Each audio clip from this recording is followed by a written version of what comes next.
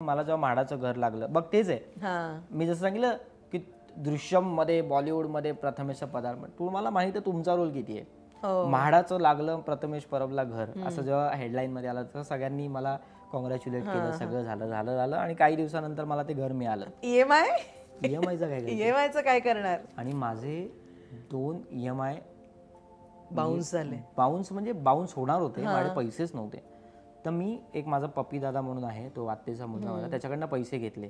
माझा मावशीचा मुलगा आहे रुपेश दादा, त्याच्याकडनं पैसे घेतले आणि ते EMI मी कसे तरी ते भरले. तेव्हा काम कमी होतं, काहीच नव्हतं माझ्याकडे. कारण 35% जेव्हा अडकला होता तेव्हा मी स्वतःला आमिर खान समजत होतो की मी एका वर्षातनं 1 सिनेमा वगैरे आणि 2च सिनेमे करणार आणि सिलेक्टिव्ह राहणार वगैरे.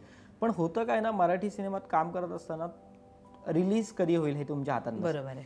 आणि तेवढं म्हणजे प्रोड्युसरच्या पण ते म्हणजे प्रोड्युसरला पण समजून घेणं फार गरजेचं आहे. सो त्याच्यामुळे मी नंतर नंबर ऑफ सिनेमे वाढवले की बाबा रे, हा सिनेमा नाही तर हा सिनेमा तरी तुम्ही बघा, हा सिनेमा नाही तर तो सिनेमा तरी बघा, असं मी ते कॅल्क्युलेटिव्ह करायला लागलो. पण त्यावेळी जेव्हा माझ्याकडे पैसे नव्हते तेव्हा मला असं झालं की अरे बापरे,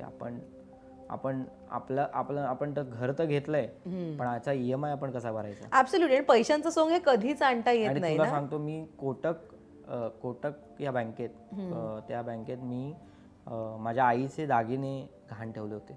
हां. सो ते मला एवढं हिट केलं की बाबा रे, आपण स्टार आहोत असं लोक म्हणतात, सेलिब्रिटी आहोत असं लोक म्हणतात.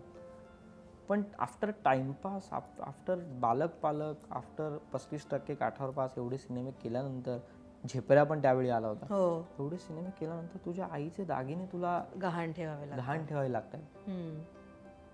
सो हे काय म्हणत, दुःख तर होतंच, पण एक रियालिटी चेक होता की हे रिअल आहे. तुम्ही पडद्यावर काय करता की तुम्ही आता मेकअप करून मी इंटरव्ह्यू द्यायला बसलोय, हे सगळं आहेच, हे ॲक्टरच्या लाईफमध्ये असतंच, नो डाऊट.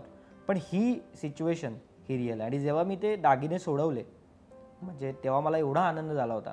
म्हणजे मला 3 गोष्टीचा आतापर्यंत आयुष्यात आनंद झालेला. मला बेस्ट ॲक्टर मिळाला वगैरे, ते तर आनंद आहेच, पण पहिला आनंद मला तो हाऊसफुलचा बोर्ड बघितल्यावर झाला टाइमपासच्या. दुसरा आनंद मला ते घर जेव्हा मी घेतलं तेव्हा झाला होता. आणि तिसरा आनंद मला जेव्हा मी आईचे दागिने ते सोडवले तेव्हा आनंद झाला होता.